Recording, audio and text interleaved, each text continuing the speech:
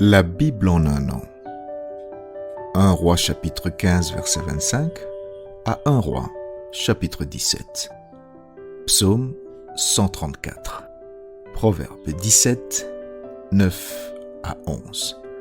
Lecture du 16 juin.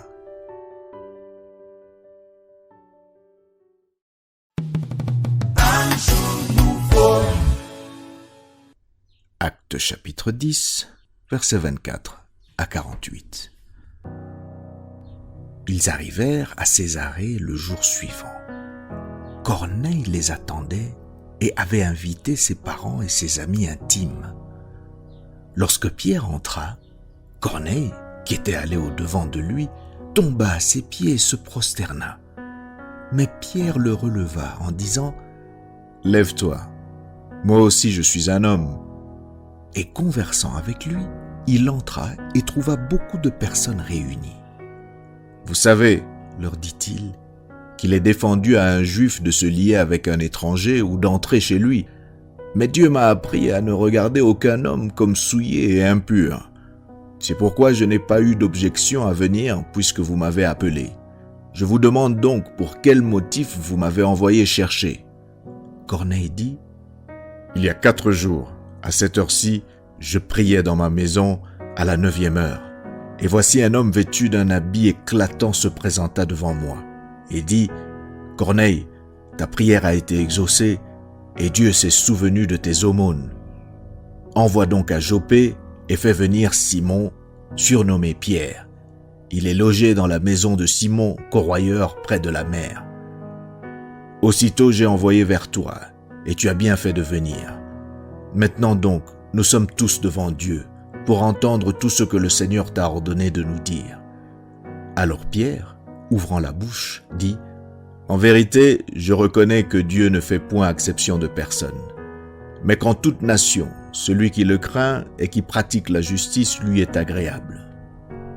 Il a envoyé la parole aux fils d'Israël en leur annonçant la paix par Jésus-Christ qui est le Seigneur de tous. Vous savez ce qui est arrivé dans toute la Judée après avoir commencé en Galilée, à la suite du baptême que Jean a prêché. Vous savez comment Dieu a oint du Saint-Esprit et de force Jésus de Nazareth, qui allait de lieu en lieu, faisant du bien et guérissant tous ceux qui étaient sous l'empire du diable, car Dieu était avec lui. Nous sommes témoins de tout ce qu'il a fait dans le pays des Juifs et à Jérusalem. Ils l'ont tué en le pendant au bois. Dieu l'a ressuscité le 3e jour et il a permis qu'il apparût, non à tout le peuple, mais aux témoins choisis d'avance par Dieu, à nous qui avons mangé et bu avec lui après qu'il fut ressuscité des morts. Et Jésus nous a ordonné de prêcher au peuple et d'attester que c'est lui qui a été établi par Dieu, juge des vivants et des morts.